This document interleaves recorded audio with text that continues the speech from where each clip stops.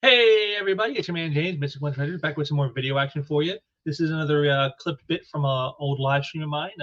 In this one, I talk about how the activism within the mainstream comic industry has basically destroyed the mainstream and has given rise to alternatives, otherwise known as the parallel economy, and why some of that is, and why it's actually a good thing that we have that. So I thought it was kind of an interesting one. I thought it was one that's pretty thought-provoking, and it's a little longer than most. I had covered a lot of ground in this one, but I think you'll enjoy it. I hope you do. And before we go any further, I want to say thanks for joining me today. I hope you get something out of this, and make sure to drop a like down there if you like what you hear to help out the algorithms. Also, if you got any comments, drop them down below. I always want to hear what the folks out there got to say about stuff.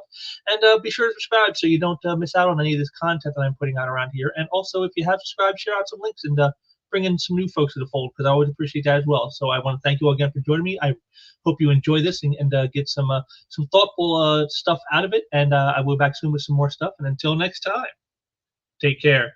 Here's another one, Victoria Ying.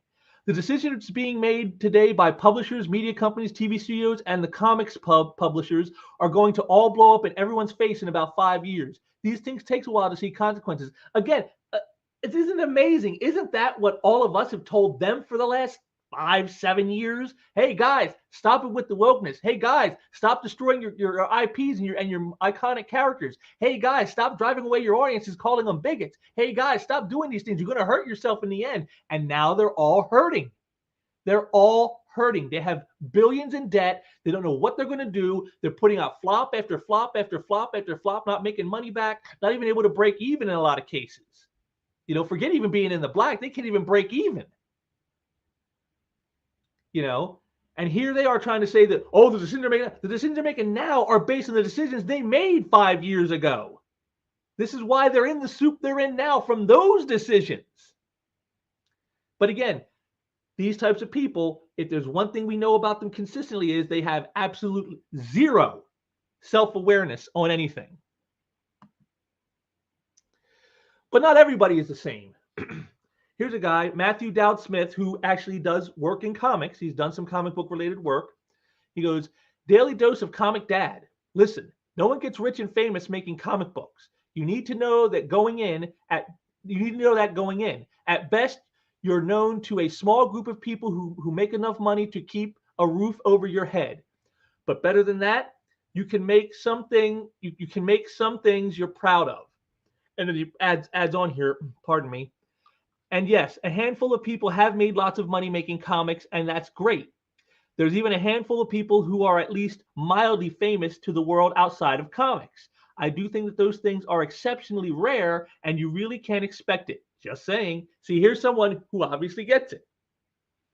You know, this is the thing. You can't do the things that they have done for the last several years to their audiences and think that you're going to be able to make big money. You know, you're just not. And he speaks about just the comics, but I'd say that goes to movies, that goes to television, that goes to any kind of entertainment-like venture that you put out there. Because what you have to understand is when times get tough, as they are getting tough now, thanks Joe Biden, you know, when people don't have the disposable incomes they used to have, the first thing to go is entertainment. You know, when it comes to, am I going to eat or buy the latest comic? Am I going to pay the rent or am I going to go see that movie? It's not a very tough decision for people. And when you've spent years denigrating those people, you make the decision all the more easy for them to just walk away. And this is what we're coming down with. This is why we're seeing the changes that we're starting to see now in all of these industries.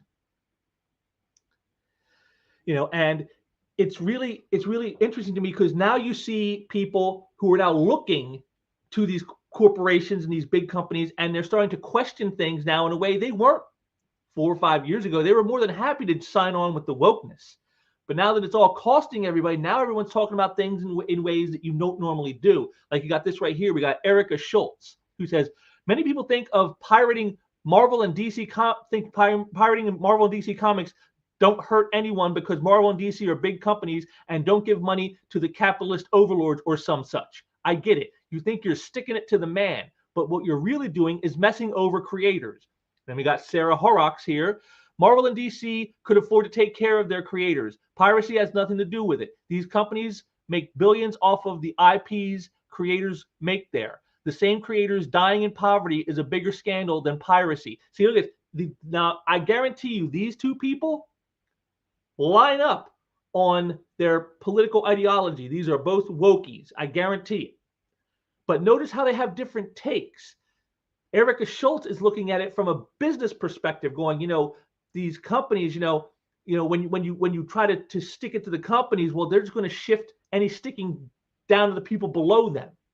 Kind of like we've all said, in the macro of economics, when you say just tax the rich, tax the corporations, where do you think the tax money is going to come from ultimately? It's going to come from the buyers, because you tax those corporations, they just raise their prices on their products. And then you have to pay more at the store. You have to pay more at the theater. You have to pay more wherever it is you go to get their product. And so in the end, who's paying the tax that they're supposedly taxing the rich with? Well, it's the middle class and the lower classes. They're the ones paying it because they're the ones who always pay it in the end. And this seems to be kind of what Erica Schultz is getting at is, hey, when you try to think you're sticking it to the big guys, who you're really sticking it to is the little guys, because they just transfer all that right down the line to them, which is true. But of course, Sarah here is your typical socialist mind of, well, the companies, they're rich and they can afford this. Whether they could or couldn't isn't really the point. The point is it's not their obligation. They hired people on to do a job. They got paid for that job. That's it. As far as the corporations are concerned, they fulfilled their contractual obligations. There is nothing left there. It's not their place to take care of those people. It's those people's job to take care of themselves. Again, something any of us who've been personally responsible for years, we already know this stuff. This isn't news to us.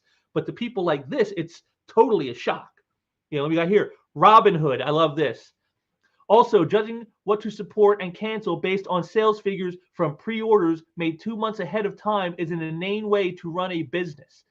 They talk about trade paperbacks from libraries as a way to support books, but trade paperback sales aren't factored into pre-order figures. See, again, look at this. They're looking at numbers now because the numbers are so bad that they can't not look at them. And again, this guy, I guarantee you, he's someone who is all for communism. He's all for, they're sticking it to the rich, rich people, millionaires, billionaires are bad, all this stuff. And yet, even he is saying that, he's calling out the archaic model the comic industry, the mainstream industry, the direct market runs on. And in a way, he's kind of right. When you're basing, your decisions on pre-orders from a couple months in advance, well, how do you know those numbers are going to stay anything even close to that? Like, yes, the number one issue is going to have this many. Yeah, that's great. Is number 2 going to have that? How about number 3? Number 4? How about number 5? You don't know. And so, when you see a little bit of weakness even starting, your eyes can it. It's got to go. Cancel it. And, it is an inane way to do it because you're not giving things time to build an audience. But also by the same token, again, go back to what I told you in regards to what we just saw about Batgirl. These companies, these corporations that these people seem to hate so much and think they should take care of everybody because they're so rich, they're billions of dollars in debt. They don't have the money to do what these people want. They don't have to see. So when they put stuff out, it needs to be a hit right away. You don't have time. There's no time to build an audience. It has to have a built-in audience. It has to have immediate appeal. It has to have immediate financial success. There is no more time because they are so in debt that they need all the funds they can get. And so if something isn't selling right away, it's got to go. It's got to go because there's no more room now. All the years they've spent maligning people and the audience and calling people all the dirty names in the book because they didn't agree with them politically and everything else, this is how it comes home to roost. You no longer have the elbow room that you used to have when times were good. And now that times are getting tough, it's double whammy on them because they're so far in debt and now people don't have the money to spend. And then even if they did have it, they're probably not going to spend it on you because you spent years insulting them. Where is the ultimate destination going to take you? I don't think you have to be a math wizard to figure it all out. And then here's what I found, which again, this tells you why you never want to hire the wokerati. Right here. Why not make a new character? Because that won't have the platform an existing character will have. We've been writing trans characters and advocating for trans characters for years. they're only now kind of putting Dreamer in the comics. Ultimate Spider-Woman was thrown away. So here it is, again, something else we've said for years. These woke creatives, these woke people in the hierarchies of the companies, they don't care about making sales. They don't care about making entertainment that will appeal to a mass audience. What they care about is using the platform that those characters represent to push their political agendas. And that's what this says right here. I mean, they're saying the quiet part out loud. That's why they don't make new, because a new character, yeah, you can make a new character, but people will ignore it. If they'll look at it and go, well, what's this? Oh, it's just this more woke garbage. Okay, forget it. I'll go stick with Spider-Man. I'll go stick with Batman. And they'll ignore you, and they know this. See, again, so when all these protestations about representation and equality and seeing ourselves out there, it's not been about that. It's never been about that. Because if it was about that, new characters existing would be enough. Going out and creating new characters, even if they fail, even if no one's buying them, hey, it's representation, right? It's out there. But that's not good enough. They need you to see it. They need you to be, buy it. They need you to be indoctrinated with it. And that doesn't happen with a new character. So instead, we'll inject it into all these classic icons that everybody knows, and everybody, these classic franchises, Star Wars, Star Trek, Doctor Who. We'll inject it all over here so that way they can't escape it. See, if we were putting out our political stuff and new stuff, they'd just ignore us. And keep reading the entertainment they love that actually entertains them. So we have to inject it all over here into their stuff so that there's no escape for them. And that way we get a bigger platform to work from, because, no one's heard of my, trans slipper man. No one's ever heard of that, but everybody knows Spider-Man. And that's why they do it. And again, the quiet part, and again, this is part of what has driven away the audience they had, and they drove it away for one that never showed up. This is why the companies are in dire straits financially. This is why people are losing jobs. This is why creators can't make money. All the things that are happening that they're complaining about, it all stems right to this, because they put propaganda ahead of entertainment, because they put ideology above business. And this is what it gets you. The great Eric July, of course, who's always been a step ahead of almost everybody on this front. And he goes, they're trying to appeal to an older, archaic model to you and yours. You've proven that it works for you and your customers, and you shouldn't be expected to go through the motions just because what you're doing isn't traditional. And it's exactly right. The traditional model is dying, just like the traditional mainstream direct market is dying, and that's why you see people now scrambling for new ideas. Like, again, this retailer saying, hey, break them up into chapters after you've done the crowdfunder, and then send them to us and we'll have them in our shop. It's like, but they don't need to do that. That's part of the old order, the old model, the model that's dying. This is the new model. You do it all yourself. And, is it a lot of work? Oh, hell yeah, it's a lot of work. But any rewards, you get them. Shane Davis, his creation Inglorious Rex, guess what? Any profits made are in his pocket. Not a publisher's, not a distributor's, not a retailer's. His pocket. He gets all the benefits. If somebody wants to option that for a cartoon or a film or whatever, he gets the benefit. If somebody wants to license out the images of his characters to create toys or sleeping bags or underoos or lunchboxes or whatever, he benefits from that. Not a company, him. And this is what we're seeing now, is a lot of creators starting to see, hey, you can do it you can do it yourself and you get all the benefits. Again, it's a lot of work, but on the other side of that work is the benefits. The benefits you're not getting in, as Eric puts it, the older archaic model. The model that you saw people complaining about, saying, oh, these companies should be paying better to the creators, and there shouldn't be creators e-begging for money for their rent and for their medical expenses. Well, this new model gives you the ability to not have to worry about that, because all the money comes to you. You're the one that benefits, not a corporation, not a publisher, not some company. with a bunch of middlemen in there, you. And this is what we're starting to see change. And then, of course, we come to Neil Gaiman. And I love this one because it shows you, again, how some creators and some people, again, with the changes going on in the business modeling of comics and other forms of media, how they're trying to become almost like chameleons, and just kind of going with the flow of whatever sounds good in the moment. Here's Neil from October of 2020. Yes, but the fan base are fans, and they like the source material because it's the source material they like. So if you do something else, you risk alienating the fans on a monumental scale. It's not Batman if he's now a news reporter in a yellow trench coat with a pet bat. Sounds very Comicsgate to me, doesn't it? I mean, isn't that what they and others like them have said for years?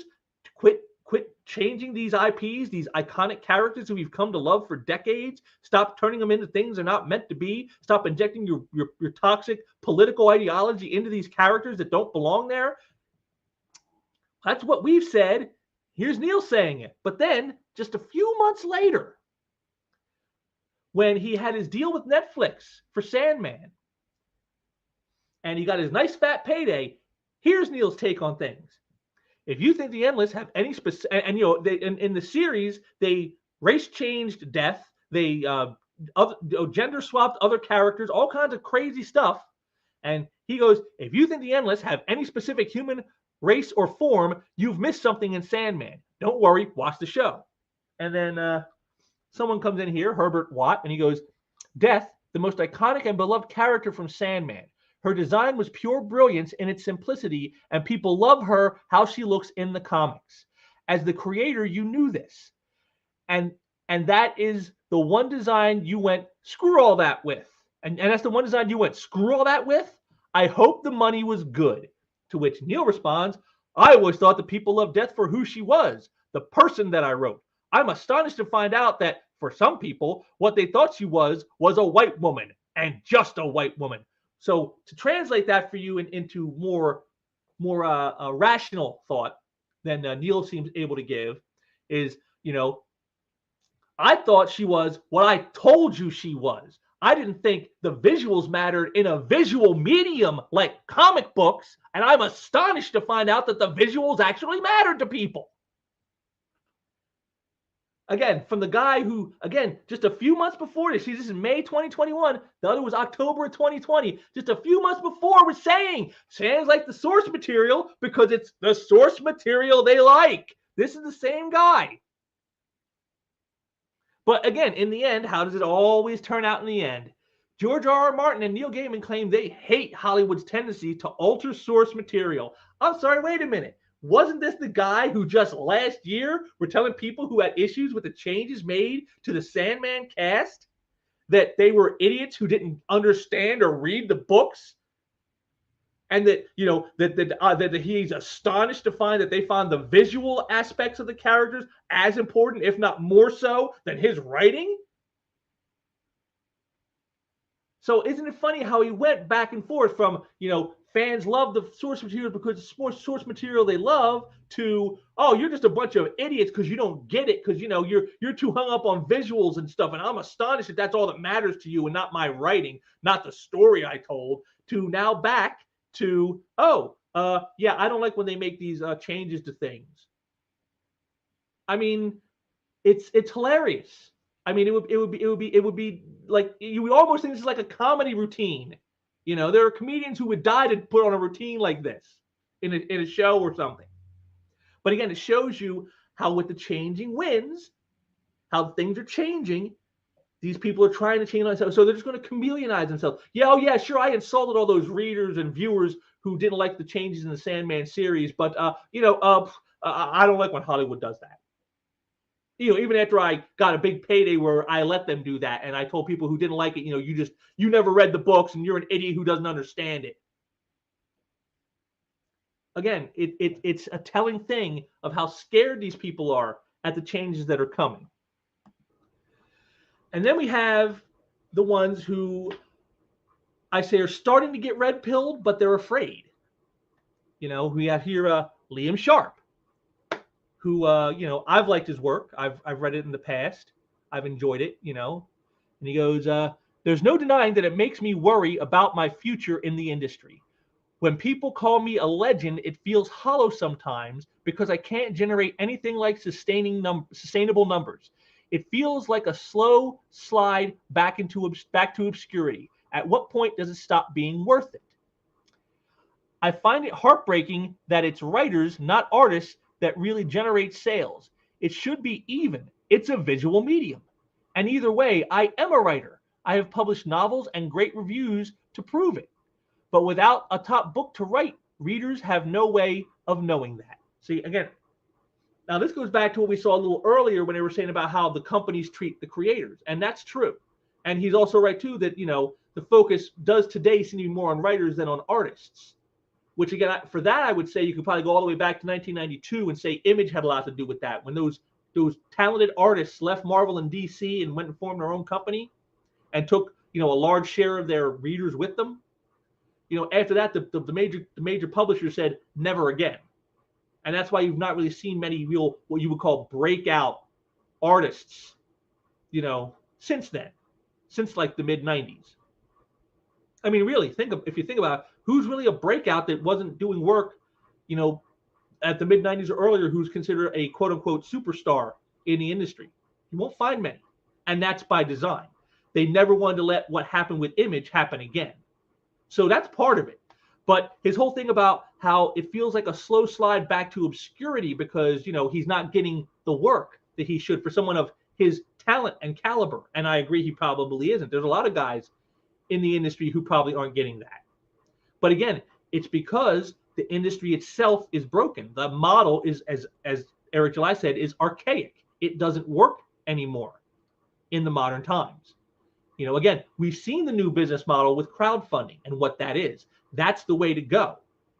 Expecting these publishers who have fallen to wokeness and who are now so debt burdened that they can't hardly ever produce anything, that they can last for any time, because if it's not an immediate hit, they got to cancel it because it's costing too much money to produce it. Expecting them to be your salvation is a fool's errand. To give you an idea how hard creator-owned books are to sell, Starhenge number 5 orders came in at 8,870. That's it. There'll be no reprints. If we dip below 7,000, we stop making any money. We won't make much at all on numbers 4, 5, and 6. So then it's down to how well the trade sells. See, again, something we've heard before about, we saw that with Kelly Sue DeConnick in that 2019 interview, where she said how bankable names aren't bankable anymore, and creators can't make money working on the floppies. They have to wait for the trade to come out before they see if they're going to really make any money. He's talking about it again. This has been common knowledge for a while. This is how it is in the mainstream. This is how it goes because of the decisions that were made. Driving away audiences, focusing on wokeness over entertainment, all these things have led to this. And, if you're in the mainstream trying to create your own, again, you are pretty much a fool because there is nothing there for you. The mainstream doesn't care about you. The big publishers don't care about you, and they'll just use you if they can. And if they can't, you're in the dustbin. And that's sad. But again, it was not an unforeseeable event. And so this guy right here, Seth Jacobs, I think puts it in perfect perspective for Liam Sharp. The crazy thing about the comic industry is that a creator-owned book that sells under 10,000 copies in stores will be canceled, considered a failure, and will put the creators in the red. But if I sell 1,000 copies of Holy West directly to you, meaning the readers, I would consider that a huge success. And again, see, this is the whole point too. When we see the numbers on books, that's not the sales of the actual book. That's the sales from the distributor to the retailers. And as I told you, there are tons of books, inches deep, stacks, sitting on shelves in comic shops not being sold. But yet the industry will champion and say, oh, yeah, see how, look at all that success. But it's not success. Back in the olden days, in the model before the current direct market model, it was if you didn't sell your book, you tear off the covers and send them back to the distributor and you get credit on your account as those books didn't sell. And then you would have the actual numbers of how many. So if you had a run of, say, 50,000, and then 30,000 of those covers came back, well, then you know the only actual sales of the book was 20,000 copies. That's what you know. See, they don't want to do that anymore, because if they did that, then they would know exactly how bad things are, and it would be right in their face, and then they couldn't sort of like fudge and finesse the numbers the way they do. And this guy's telling you, you know, this is the thing. 10,000 copies in stores doesn't mean anything, because over 9,000 are going to be sitting on shelves. Whereas him, he can sell 1,000 copies directly to readers through crowdfunding, and that's a success now. This is the new model. This is how it's going to go. This is what a lot of creatives need to wake up to. Although it's not going to save everybody, because, you know, a lot of guys like your Scott Kurtzes and Alex DeCampi's, they've burned the bridge with people and they know it. This is part of why they're so afraid of all this stuff, why they want to gatekeep people out of the industry. Because, you know, they know that, you know, they have nowhere else to go. You know, if Scott Kurtz, if he can't get, you know, a publisher to publish his stuff, who's going to do it? Him? Is he going to do a crowdfunder? Who's going to back him after what he said? You know, who's going to back Alex DeCampi being part of the Whisper Network, who's destroyed people's lives and careers? Who's going to want to back her? Nobody. And they know this. That's why they're so down on the crowdfunding model. That's why they attack the people in Comicsgate, because they're all doing crowdfunding and they're making money. And they hate that. They want that to stop. So that's why I try to destroy those people. But again, as Seth here shows, this is the new model. You know, and again, here, I found this guy who did some posting about this, and I took the bullet points he made that I think are the most significant. So I'm going to get through these in rapid succession for you. Publishing comics is a major financial risk for publishers, but many creators in 2020 would be better served by taking the risk themselves and having a shot at the potential rewards rather than giving all the legal and financial power away for nothing. Ding, ding, ding, ding, ding, ding, ding, ding, ding, ding. There you go. That's exactly it right there. Right there. That's what I told you guys. You know, it's a lot of work with crowdfunding. It's a lot of effort to have to put it out there and being not just, you know, the artist, but also the writer, the editor, the publisher, you know, getting a printer, hiring on colorists if you're going to do color, or letterers and all this stuff. You know, being the shipper, the distributor, you got to send it all out. It's a lot of work. But the rewards are all yours now. It's not going to go to a corporation. It's not going to go to a publisher. It's going to go to you. And if you're successful enough, you have now created something greater than you ever would have seen working in the direct mainstream. Publishers can provide distribution, printing, shipping, and business infrastructure that are not easy to build from the ground up. But it's now easier to build those systems now than it ever has been. Yes. Yes, that is absolutely correct. You know, again, it's a lot of work still, yes, but it is doable. Lots of people have shown you this. Tug, Aaron Lopresti, Ethan Van Sciver, John Malin, Graham Nolan. These men have shown it is possible to do this and be successful at doing it. You do not have to accept an abusive, one-sided deal to publish comics. If you don't get a good deal, you can walk. You can publish your own comics if you're willing to build a business for your stories. And there it is right there. Build the business for your stories. Not your politics, not your ideology, not your wokeness, for the stories.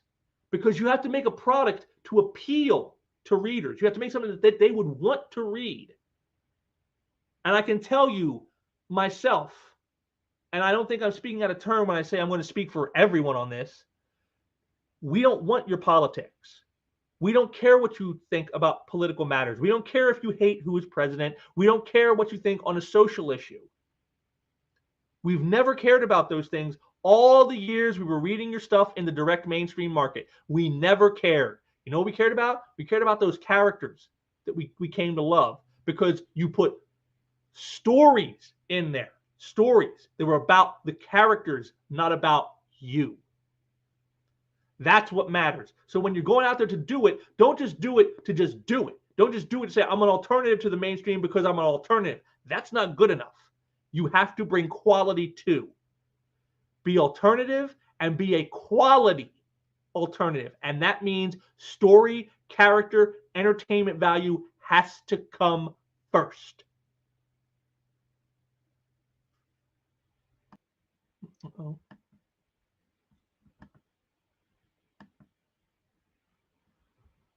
Oh, what happened?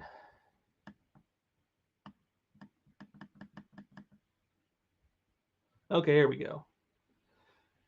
This is from Kevin Grevious, writer, creator of Underworld, in fact. Whoop. And he says, there's no other way to say it. Eric July represents the ultimate manifestation of creative success at work. How many other singular comic creatives have matched his monetary milestone their first time at bat? It's something to be emulated and lauded. Bravo. Exactly. This is what I'm saying. Eric July is a man who has been paying attention for years, watching not just the culture wars the way a lot of us have, but also in how it's affecting the business. And he's watched and seen what the readers are asking for, what the viewers are asking for, and how they're being denied at every turn by these woke corporations and woke creators. And he's saying, how can I do this better? And so when he went and launched, this is the success he saw, because he understood now what it is that needs to be done, what it is the people are asking for. And so he's building an entirely new model on this. And he was attacked for this. He was attacked by people for this, using terminology I can't use, because if I did, you would call me racist for saying it. But yet they said this to him. And again, these are the same people who would tell you anyone who uses those words is racist. But of course, they weren't racist when they used them on him because, well, he doesn't qualify as authentically black because he doesn't say the things we expect black people to say.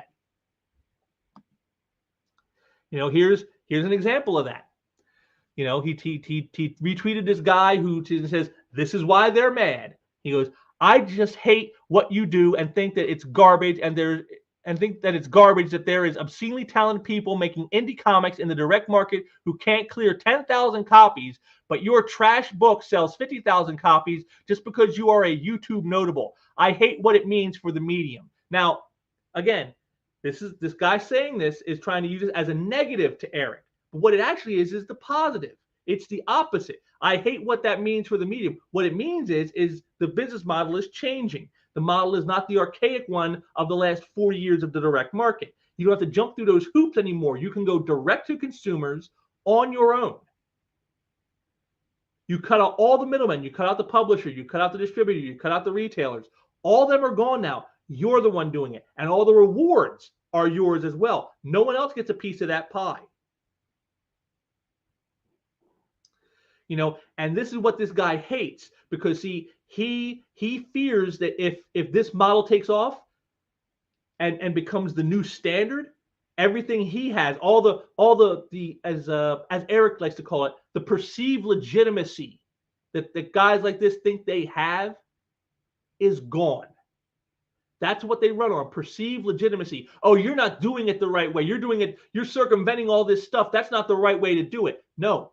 It is the right way to do it now. It may not have been the right way then, but it's the right way now, because that's where success is being found.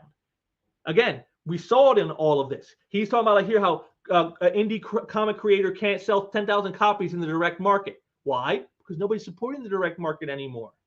Because they've driven away the readers. They've insulted them and denigrated them for years. They put out crappy work that nobody wants to buy.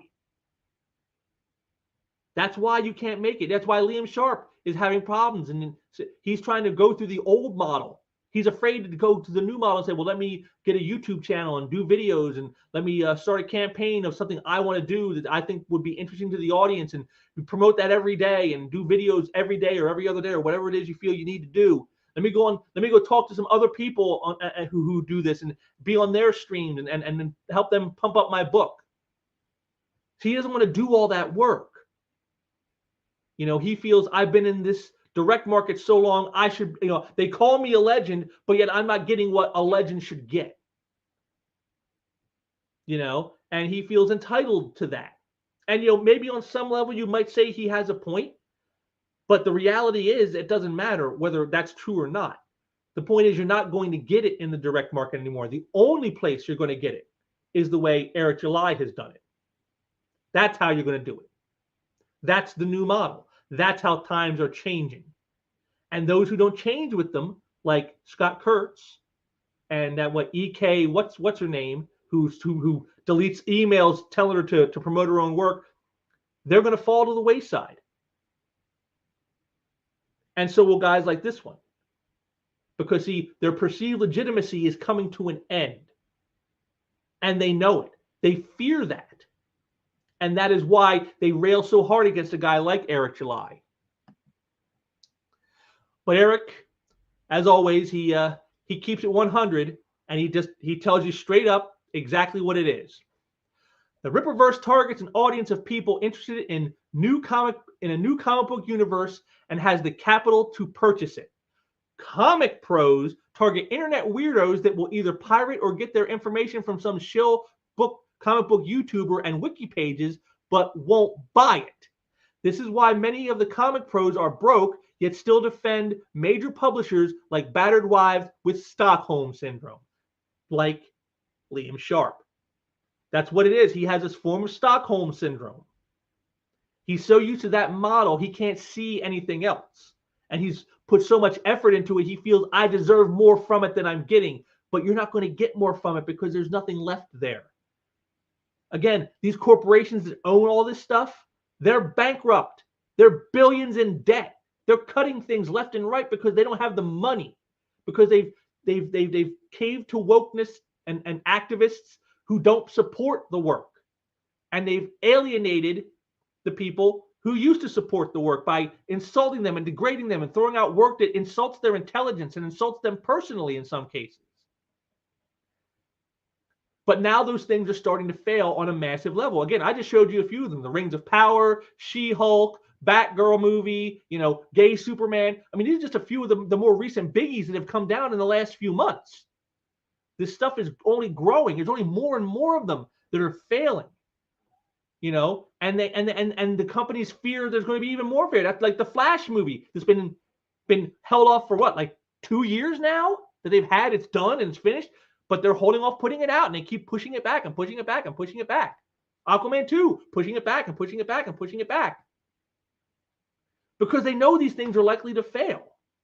And they don't want to put them out there and see them fail. This is what I'm saying. This is the new model. The model of creative, directly to audience. No more middlemen.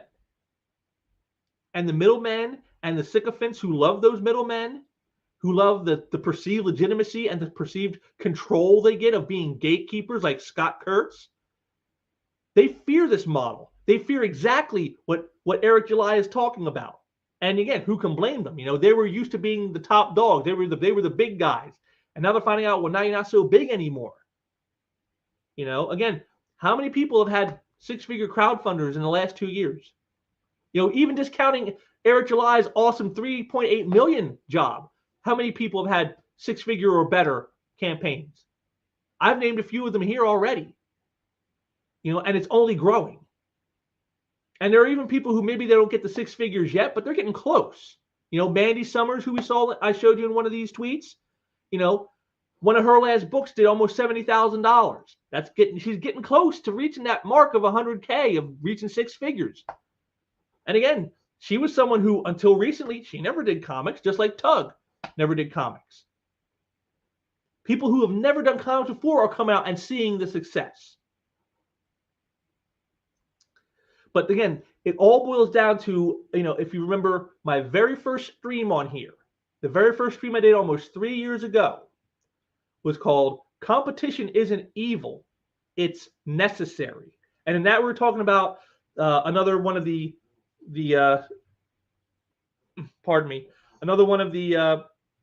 Whisper Network people, Stephanie Cook, who was saying how creators shouldn't see their fellow creators as competition.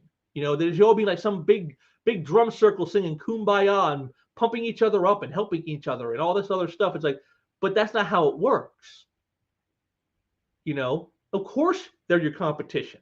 And it's a good thing that they are, because that's how you improve yourself.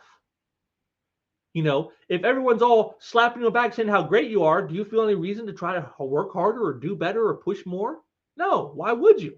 Everyone loves me. Why should I have to do more? But when you see people who do things that outshine you, well, now I got to step it up. You know, again, one of the artists I work with, they told me one time, they said, you know, when they see somebody do something awesome, he goes, the first thing you go is like, wow, that was awesome. And he goes, 2 seconds after you think that, the very next thing you think is damn it, now I got to do something more awesome than that. That's how you get great products. That's how you get great entertainment. That's how you get great quality. And that's what these people who attack this new model we're seeing growing fear. They don't want competition.